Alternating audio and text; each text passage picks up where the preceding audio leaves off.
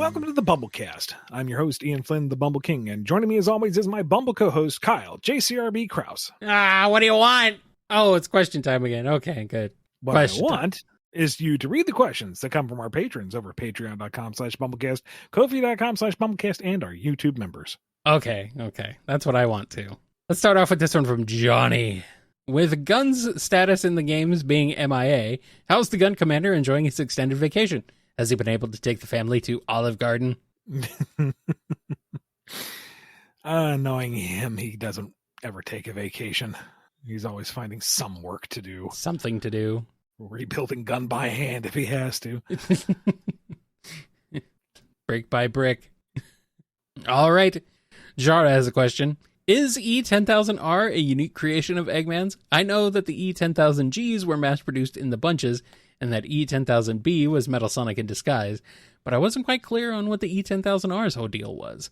Whether it was something one-of-a-kind with a mind of its own, like Orbot and Cubot, or just another Badnik with a specific function.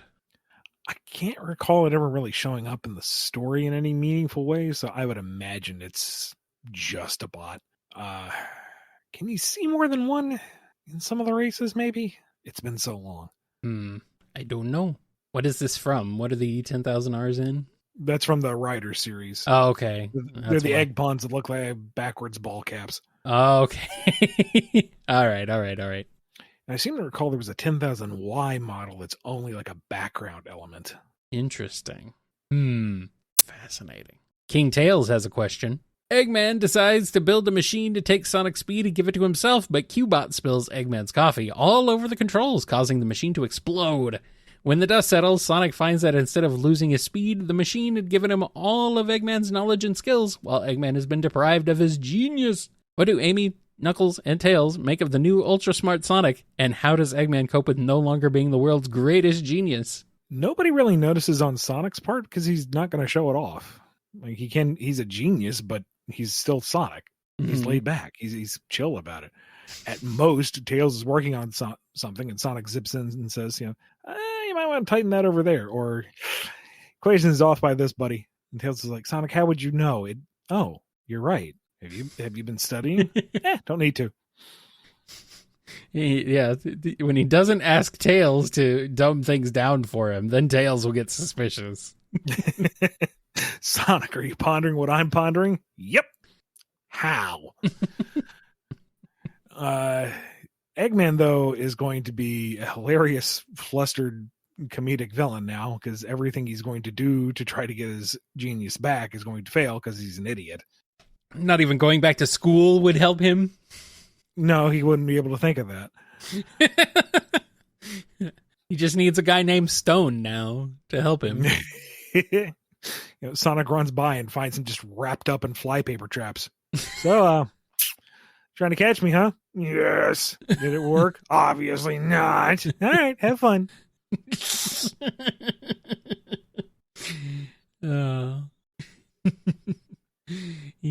Major Bunny has a question. Starline's Isekai adventures continue, this time in the truly outrageous world of Gem. Does he team up with Eric Raymond and the Misfits to take down Gem and the holograms in the cutthroat music industry, or does he think he can outdo all of them? How many songs per episode does he steal? Yes, and one. Because, of course, he's going to try to team up with the band that's out for blood, but he's going to think himself far superior, so he's going to come out full glam rock to steal the show from everybody, and then one of the stage lights falls.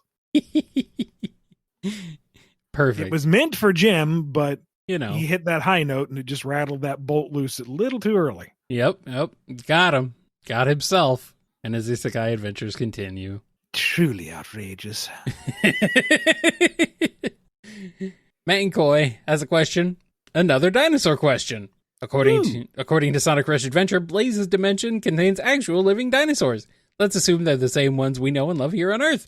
How does the Soul Dimension handle coexisting with these dinosaurs? Are there any dinos you think would have particularly good interactions with the Soul Empire and or Blaze? I just imagine in this fantasy scenario, they're treated like any other megafauna.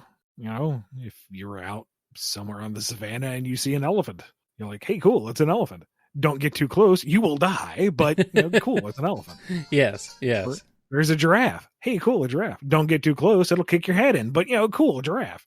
By that same token, awesome. Brontosaurus. It's about 3 miles away, and I can feel every footstep. That's cool. Not going to go too close. I'll die. But it's cool that it's there.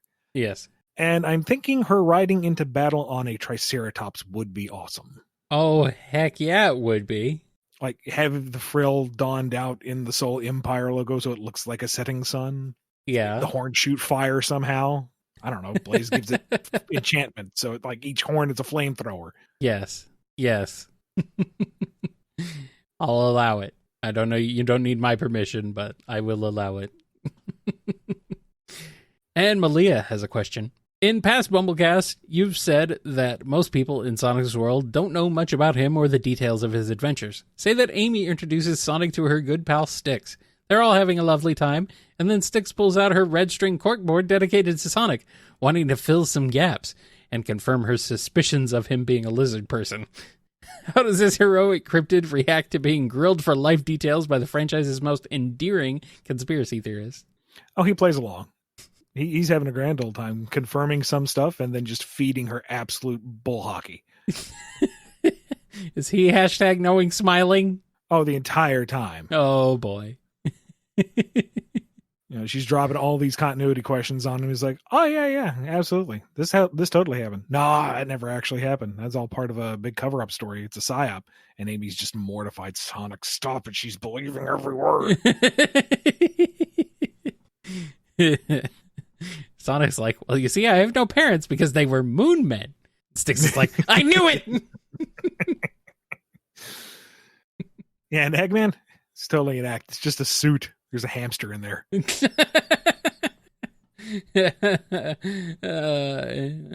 Turns out that one's true. Styx is like, oh, yeah, I already figured that one out. Here's the proof. And Sonic's like, son of a... All right. I learned something today. Perfect. Mephala's #1 fan has a question. Big decides it's time to upgrade his fishing game. How do the others react to seeing his Johnson?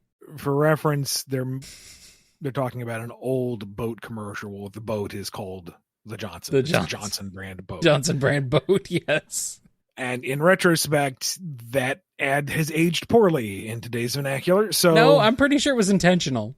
Pretty sure it was at the time they knew what they were doing. Yes. Okay, well, then tongue firmly implanted in cheek. But everyone is impressed by Big's boat. It is a nice boat.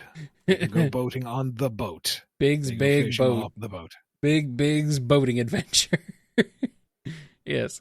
And this one is from Mixiger17. Sonic and Surge dare Tails and Kit to roast them. Surge clarifies, insulting them so Kit doesn't set her on fire again. Unfortunately, Tails is having a bad day and was ready to snap at anything, and Kit does everything Surge tells him, so they both go off on them. What surprisingly hurtful things do you think they'd be able to think of, and how long do the two go ugly cry afterwards in private? At best, Tails would call out Sonic on his bullcrap on some things. The lack of foresight, the brazenness, the cavalier attitude, and the it'll fix itself in the end type of thing. And not really properly analyzing why, just pointing out how stupid some of the decisions he's made are. Also, relationship issues. And Sonic's relationship issues? Yes. Or his? Oh, okay. You can't commit to anything except running away. Oof. That one hurts. And the smile just kind of slowly fades away, and he's kind of nodding along, and he goes, well, I asked for this, didn't I? Yeah. Anyway, I'm going to go for a run. I'll see you later. Oh. Kit has a much more difficult time because that requires him to see fault in Surge somewhere, and he can't do that. Really? You're just too cool for your own good. You're too inspirational. You don't beat me enough. I don't know. Oh, no. And Tails goes, sit back. I got this. Yeah, and I was going to say. Tails has got it. Kit's just standing there agog. And Surge's smile fades away, and she just kind of nods along and goes, I asked for this. I'm going to give you 5-second head start, and then I'm coming. And Tails goes, that's very generous of you. And then he runs. She gives him 3. Surprised Kit doesn't start laying into him before Serge even can. Well, Serge asked for it, so he's got to let it happen. Well, as soon as it's over, though. Yeah, true enough. Oh, man. No more Tails. Tails is over. The end of Tails. And we got a question from Anonymous. Ever had a moment in your career that made you think something like, I love it when a plan comes together? What was that moment? First one that springs to mind was the Sonic Mega Man crossover. Uh-huh. Because I had already drafted the pitch for that for funsies just to get it out of my system because this was never going to happen. Are you kidding me? And I think it was like maybe a month or 2 later or something. I got the call saying, hey, this is happening. Are you interested in the project? And I said, I've already got the pitch. It's ready to go. And it pretty much was. I don't think I had to tinker with it much at all. Yeah. Because I wrote it how I wanted to write it. And yeah, that was good. You did it. Love it when a plan comes together. Very nice. Old Bask has a question. After seeing the beautiful artwork on Amy's fortune cards done by Evan and Gigi, it got me thinking about a possible Sonic trading card game. Imagine more cards drawn by the talented folks at IDW. Have you experience with card games? What would be the rules to this TCG and win congestions? There is a Sonic card game. Yes. Called Sonic the Card Game, I think. I've not played it.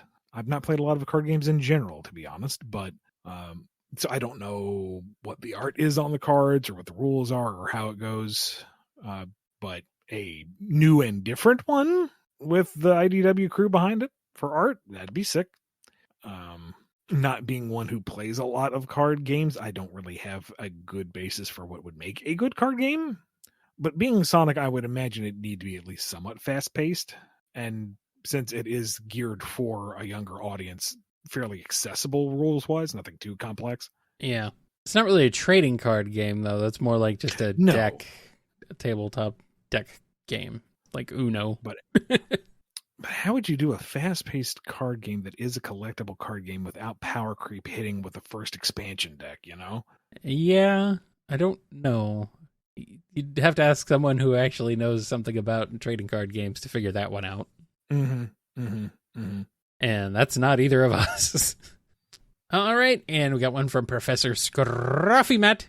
Lanolin gets fed up with the restoration and takes up a position with Gun instead. Her first mission, ending Sage. Why? Reasons. With no idea how to go about this task, she reaches to the last person on Earth she should ask. Hey, Shadow, you've been a witness to child murder, right? What kind of weaponry would you recommend? So, just how dead is Lanolin, and does anybody ever find her body? Scruffy, you worry me.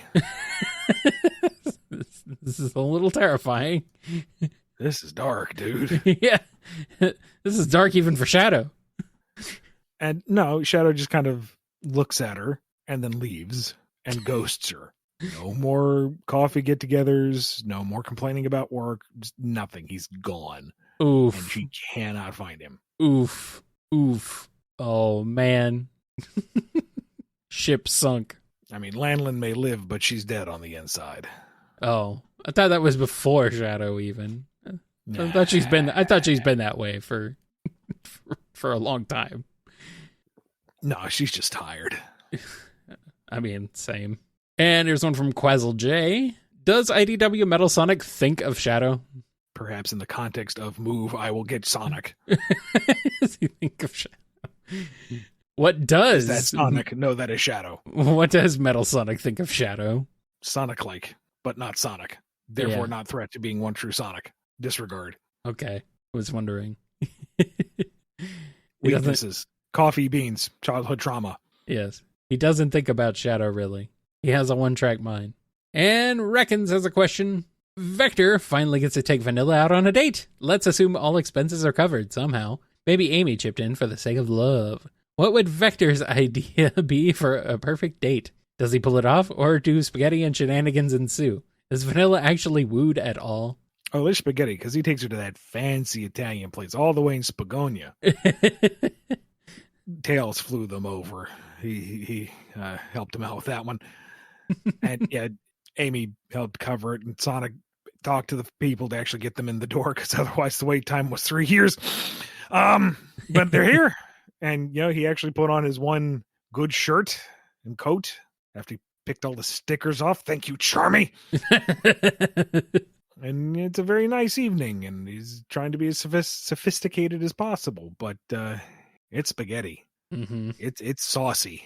Slurpy. And he's got a big old mouth that don't exactly close when he chews. So ow, ow, ow. He's looking at this plate sweating. Maybe I should have gone for the lasagna. Aw. Well, hopefully Vanilla understands, right? Oh yeah, she's very understanding, and you know what? He did very well. It treated her very nicely. It was a lovely evening out, and you know what? One day he's going to make some girl very happy. No.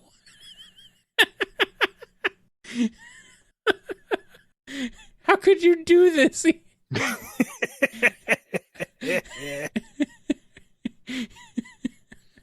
Rude. Big oof. Oh man. Oh. You're just the ships are sinking left and right. Arm the torpedoes, full speed ahead. The murder of Vector the crocodile. That's the next game. Oof. Big oof.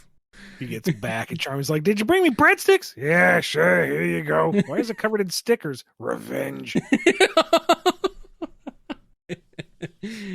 Turns out Ian was the iceberg all along. Oh, cold, no. merciless, and sinking your ships left and right. Oh, man. The sass is strong with Ian. Oh, man. Oh, boy. Sam Cybercat has a question. I think we can all agree that Amy's character has come a long way since Sonic Adventure, but for some people, old grudges are hard to get past. So, the Sphinx is taking Amy to court over the whole shaving incident. How does that go? And which one of them somehow gets stuck with Wes Weasley as their legal representative? I like this one. It was so cute. She had to shave. This is a Boom episode again. More or less. I mean, that's why the case ultimately gets thrown out, because it is super cute. Everyone says, no jury in the world will convict her. Of course, look how cute that Sphinx is. I had to shave it, Your Honor. Look at it. And Wes is the representative for the Sphinx, but it turns out that he double-crossed them. Because who do you think is the one who sold Amy the shaver? Hey, Pally. Oh, yes. Good. Well, we didn't win the case, but can I introduce you in some ointment? Some aftershave. All right, one last question before we take a break. This one's from Scurvy Pirate Dog. You relax in your favorite chair as if it is a normal day. But then someone knocks on your door. It's the head of Sonic Team himself, Takashi Iizuka. He's staring at you, grinning from ear to ear. He looks kind of creepy as he leans forward towards you, as he then puts his finger on your nose and says, "Tag, you're it." Then he runs away laughing like a maniac. What do you do? I go tag somebody else. That's how the game works. Who do you go tag? Whose random doorstep do you show up on? John Gray. He'll give the I had a feeling. He's tired. It's late. It's been a long semester. Yeah. And just out of nowhere, what are you doing here? Is Lee with you? Say something. Tag, you're it. Son of a... Perfect. All right, we take a break, and we'll come back with more BumbleKast.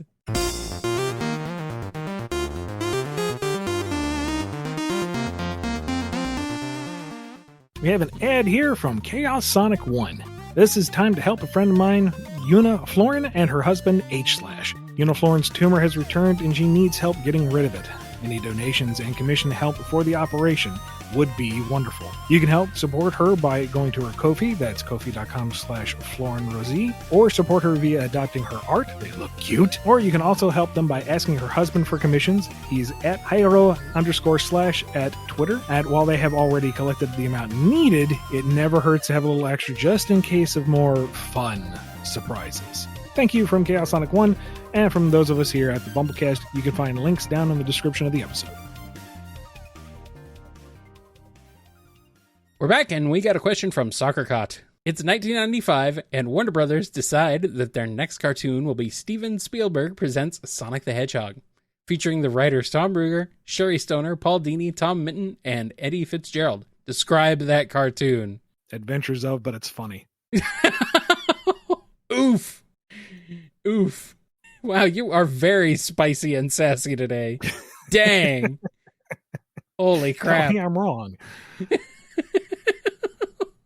Holy crap. It's Adventures of, it's actually funny, and it's animated like the Man of the Year short. There you go. There you go. All right. I mean, yeah, you're not wrong, but man, brutal. I would like to see it, though. Soul Slayer 7 has a question. If Sonic were to have his own Mortal Kombat style fighting game, what kinds of fatalities, or if we need to keep it more family friendly, brutalities, do you think everyone would have? Just for fun, let's include some characters from the Archie comic series. Well, if you're going to do a Mortal Kombat style game, I mean, go with fatalities. I mean, I understand why they went with the brutalities for some of the crossover stuff. Can't really have Superman murder people, but it's Mortal Kombat. Part of the appeal of that franchise is the grisly murder. So, I don't know. I mean, you see what Sonic does to a Motobug. Apply that to all the various meat pinatas he's coming up against. Okay. Knuckles has very spiky fists. Oh, no. Amy has a very smashy hammer. The phrase cheese get 'em will evoke certain memories from now on. Oh, no. As established earlier, Vector has a very large mouth and it doesn't chew closed. Nom, nom, nom. Everyone's allergic to Charmy's bee stings, apparently. You can go all sorts of horrible directions. Poor Starline, his fatality only affects himself. Oh, man. And for Archie versions, Sally just falls from the top of the screen and smashes whoever's under her. Double fatality. Oh, no! Holy... Ian. Antoine would have a unique one with Metal Sonic. Ian, this episode is you're going to get us killed, I think, Ian. As long as it's with a fatality. Someone will commit a murder. Bunny had a buzzsaw on her robotic arm that one time. I mean, yeah, that's pretty sick. And it's extendable, so she doesn't even across the screen. And it's telescopic and bendy, so you get all sorts of interesting angles on that. You could be really inventive. Oh, boy. This Ian is going to get us in a lot of trouble. Rotor had the big mammoth jamma rock and roll and whatever, the gun that had guns upon its guns. Yeah. I mean, that makes sense. Yeah, you could be very creative. Oh, Silver could have some really bad times. Ooh, no.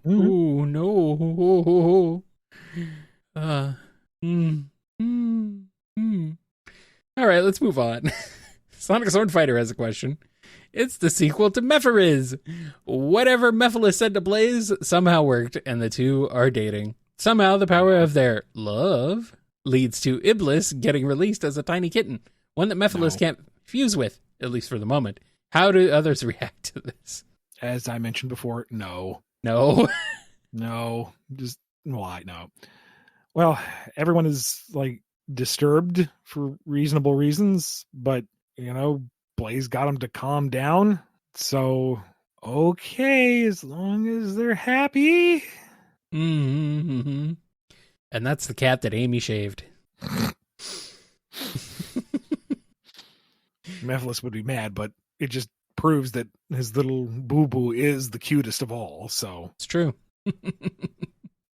And we got a question from Spoiler1001. Did the Sonic 2 Game Gear kidnapping cause a rise in protectiveness from Sonic to Tails? If that's your headcanon, run with it. Yep. Tails tried to run, but he got caught. And here's one from Superior Pizza. The confusion around Infinite's Phantom Ruby makes no sense to me. Infinite's Ruby isn't the same Ruby from Sonic Mania. Eggman states that the Mania Ruby is the power source to Infinite's Ruby. They function differently and aren't shaped the same. With this in mind, is null space even real? I know what Eggman said, but he's the enemy. Why would he reveal null space being another illusion? After all, Infinite has created illusionary environments before, as seen in episode of Shadow. To gloat? Plus, he didn't expect Sonic to be able to escape, so, never mind being stuck in a perpetual void for the rest of your life with the additional knowledge of it's not even real, but you can't escape it. I don't know, that's kind of terrifying. He didn't expect Sonic to be able to escape it. He should always assume Sonic can escape anything and everything. No, this time he totally got him. It's totally going to work this time. This is why Eggman is how he is, I guess. For a 300 IQ brilliant man, he sure is dumb. Listen, have I ever told you the definition of insanity? Yes, and it's not accurate. Yeah, but it's such a good monologue. I know. And we got one from Steph Cube. Continuing with Tangle and Whisper's adventures in Sonic X during the Sonic Battle adaptation arc, how do you think Emerald would have fought those two? I mean, he can't copy Tangle's way of fighting because he doesn't have the super tail that she has, and I don't think he could have copied Whisper either because she has a Wispin to attack, and I don't think Emerald could replicate Wisp energy. Or could he? I can't remember if he can fully replicate everybody's moves in battle. I thought he could.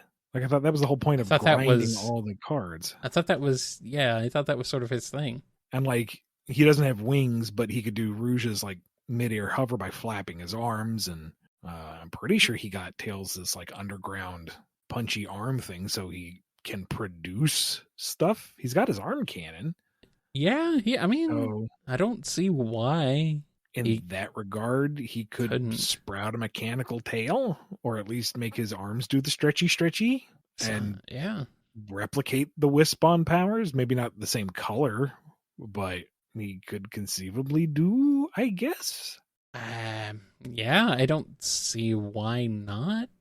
I thought that was the whole idea, was that he was like the mirror fighter, the clone who could use everybody's powers and stuff like that. So I don't know. He wiped out an entire civilization. The least he can do is copy a stretchy tail. Sure. And here's one from System 509. Oh no, Tangle, Whisper, Surge, and Kit were in the middle of a fight when they all got caught unaware by a Gorgon. Now all four of them are slowly turning to stone with no way to stop it. What quote-unquote cool poses do the four take as they turn into statues, and how does the conversation play out as they're slowly transforming? This is inspired by Zoro from One Piece doing this exact thing, by the way. Thank you for the context. Tangle is narrating the entire time, kind of freaking out over it, and realizes at the last minute that she needs to do a pose. So it's kind of janky, kind of like the shoulders up. Everything else is kind of mid-twist. Whisper's just stuck in her aiming pose because she's shooting that Gorgon straight between the eyes. If she's going out, she's taking it with her.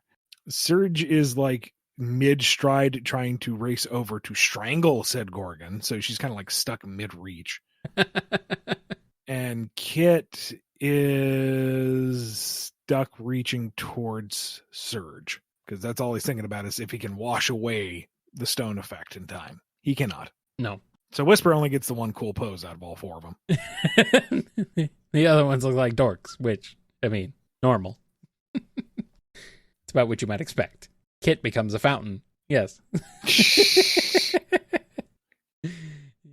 Tetsuya the Wise has a question. There's been discourse surrounding remakes that are mostly the same media with quality of life improvements and a new coat of paint, i.e. the remakes of Paper Mario 1000 Year Door, Spyro Trilogy, and the soon-to-be-released Dead Rising, versus remakes that are actually sequels/reimaginings in disguise. i.e. the Scott Pilgrim anime, Dark Tower movie, Final Fantasy VII Remake, the rebuild of Evangelion. What is your take on these two ideas? When is one needed and another not? Do you like one way of doing a remake over another? Personally, I feel like you need to label it for what it is. Kind of a remake, remaster, and reimagining. There's 3 different things going on here, really. Yeah. And they get confused very easily. If it's just a remaster like Thousand Year Door, Spyro Trilogy, I see value in that.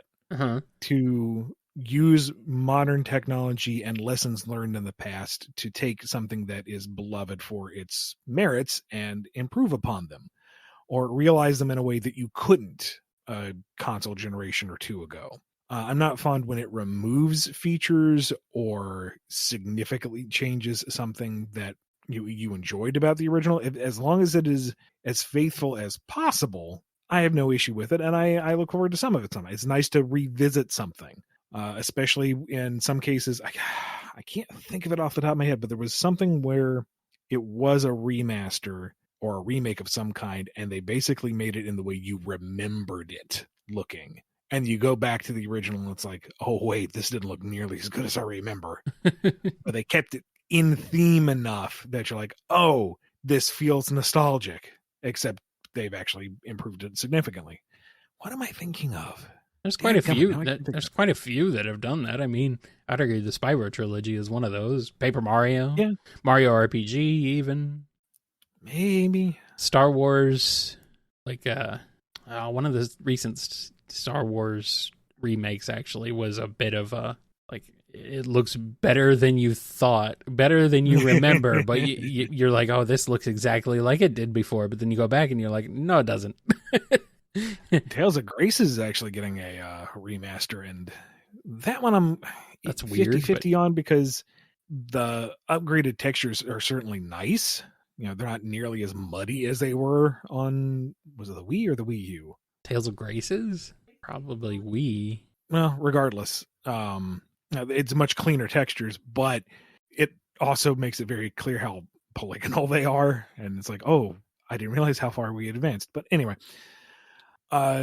remakes, just to remake something, I feel like if you're going to remake something, you need to remain faithful to what came before, because that's what people want. They want to experience it again, but in a higher fidelity or in an easier accessible way. When you say something is a remake like Final Fantasy and it is not, I feel like that's a bait and switch. Yeah. So it's really Final Fantasy reimagining. And to a degree, I don't feel like there's anything necessarily inherently wrong with that. I feel like, on the one hand, if you're going to put so much effort into making something that different, just make something new.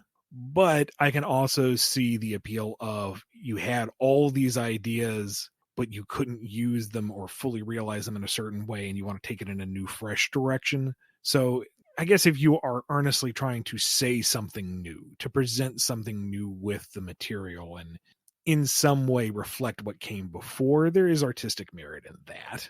But I feel like marketing it as just a remake is disingenuous, because folks really did want just a really pretty version of Final Fantasy VII, and I think that's a legitimate desire as well. I get it, but at the same time, Final Fantasy VII has been spoiled so hard.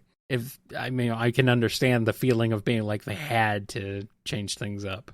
Sure, I can see the arguments made for that. And the use of the word remake is not just for the sake of calling it a remake. It is actually a plot point in the game itself. Yeah, but that's not how it was marketed either. No, I know. So I understand where folks would be salty on that. And the Scott Pilgrim anime, I thought, okay, this is kind of neat to see it as an anime. I already saw the movie, but maybe if it's a little more faithful to the manga or comic, whatever you want to call it, the printed version, that might be a neat way to do it. Oh, wait, no, it's doing its own thing.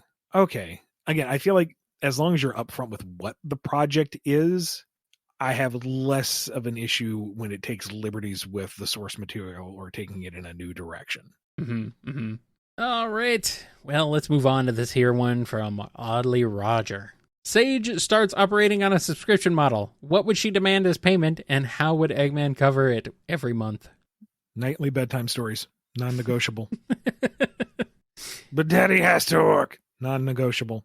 What if I read you 2 bedtime stories tonight and then we skip a day? Negotiable. Negotiable, but not. You can't get completely out of it. Sage Pumpkin. Daddy needs the shield. Sonic's inbound. You are 5 bedtime stories behind. I'll make it up to you later. Please just give me the shield. Oh, no. We're sorry. Your free trial has expired. Oh, for the love of it. Oh, no. Oh, no. You can read me half of bedtime stories, but then now you will have to deal with ads.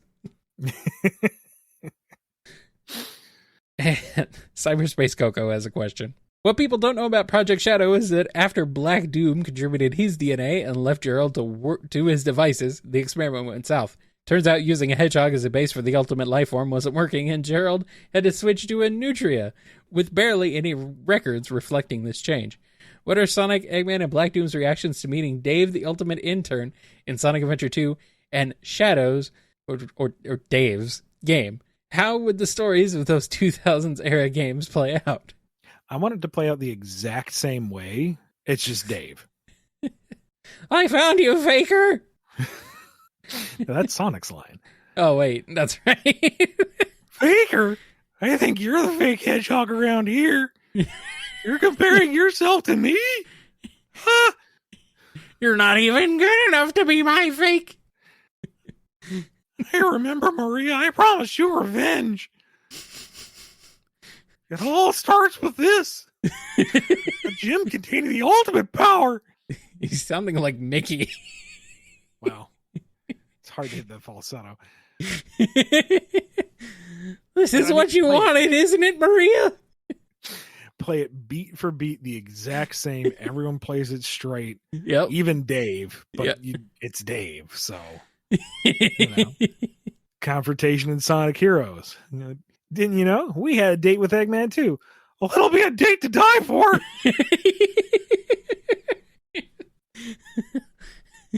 It's like stealing candy from a baby, but that's fine by me. Thank you. Where's that darn 4th Chaos Emerald? Okay. He won't say damn. He won't go that far. Physically incapable. Yes. Cowards run, I win. Oh, he gets dragged away by his mom.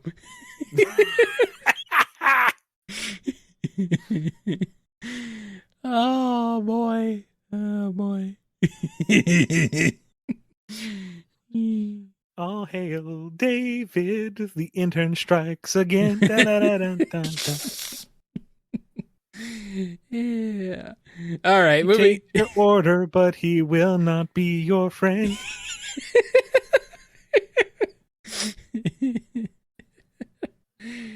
Yeah. All right. Here's one from Twilord. One day, a version of Silver comes back to ensure Shadow becomes a pop star. Eventually realizing it would create the most happiness, Shadow reluctantly commits. How does Shadow react when he wakes up one day and realizes he loves and enjoys his new life? He looks at himself in the mirror and goes, I don't know who you are anymore. Is this what Maria wanted? I don't understand. Vineclad has a question. I found a new way to pronounce Rystar and have to share my discovery. I present to you Rizstar. With this, this new knowledge, how do you think his game would go with our little Casanova rizzing up his enemies?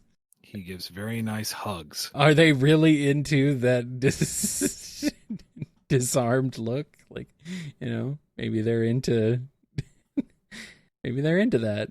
I don't know. It's weird. Can't be rizzed. Wildcard 717 has a Drogoon question. Oh, hopefully this is a palate cleanser for you, Ian. As the Olympics have ended, everyone is a little starved for some weird sports.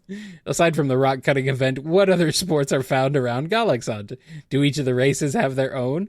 Are there events where the different realms compete against each other, i.e. the Olympics? There is a pan-Galaxant sport called Sling Ball. I'm not 100% set on that name, but I can't come up with anything better. That each realm claims they invented. and that the other realms just bastardized. But it's ultimately a form of a field sport where you move a ball from one end to the other and try to score a goal. It's nothing too revolutionary. It's just with the Age, it's much more kind of on the Z-axis because they can swing from the branches overhead. So there's a lot of up and down maneuverability along with the forward, backward, left, and right. In Nurmenheim, it's underwater, so it's something a little more akin to water polo. Extremely different.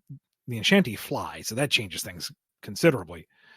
The standard rules go by Humeheims because, plain little boring Hume, they can't fly or climb or any of that. So that's the base standard. That's what the league is based on. That's what everyone competes by in the Pan-Galaxant League. But there are realm-specific clubs that are much more natural to the indigenous folks, and that's the true version. Everybody else is just cribbing off of them. Neat. Well, maybe we'll learn more about it someday. Like, you can do an entire sports epic, kind of by the numbers, but you could still do it, and it would fit in any of the realms. And Kyle, this thing could spin off into 500 directions, and I still haven't put the first bloody book out yet. Well, you better get on that. I'm working on it. Or rather, Adam's working on it, and it looks gorgeous so far. Okay, good. Keep the whip going on him then. Friendly whips, not like, Don't be mean to your artists, people. All right, last one is from Winderblitz. Where do you think Wispons came from in Sonic Forces? Tails was too busy losing it, and I'm not sure the Resistance has a way to mass produce them by themselves. I mean, it's a big world. Tails doesn't have to be responsible for everything. Yeah. Somebody came up with a Wispon, and they churned it out as fast as they could before Eggman took over the means of production. Yeah. I mean, more than one company can certainly make guns. Certainly not out of the realm of possibility. Fun idea might be if they were actually an Eggman tech thing, and the Resistance just stole them and turned them against just them. Repurposed it? Yeah, that would be funny. Because they can't work without the Wisps, actively powering them. Yeah. So, and they wouldn't serve Eggman willingly. No. So maybe that's the origin of the Wispons.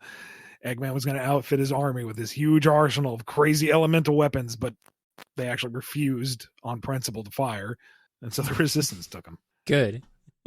That's my headcanon. That's fun. Well, I guess you're allowed to have a headcanon. Maybe it's a Wispon headcanon. Yeah. Poor things starve for any kind of power. Cool. All right. That's going to wrap us up for this episode of the BumbleKast.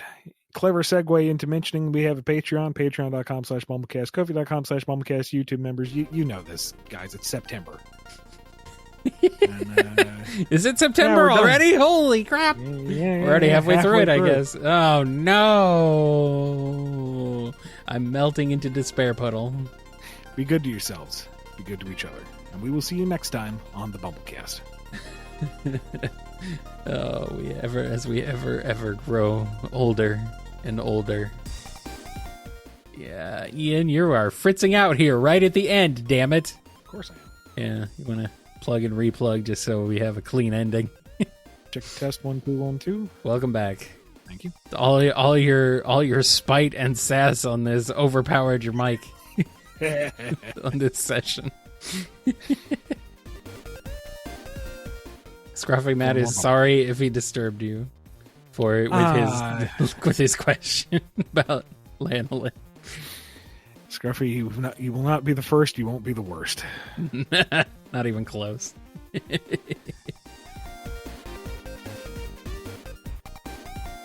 You've been listening to the BumbleKast, a co-production of Bumble King Comics and the KNGI Network. Original theme music composed by Ken Coda Snyder. Remixed intro by T-Lopes. Find out more information, along with podcast feeder links, MP3 downloads, and more at bumbleking.com and kngi.org.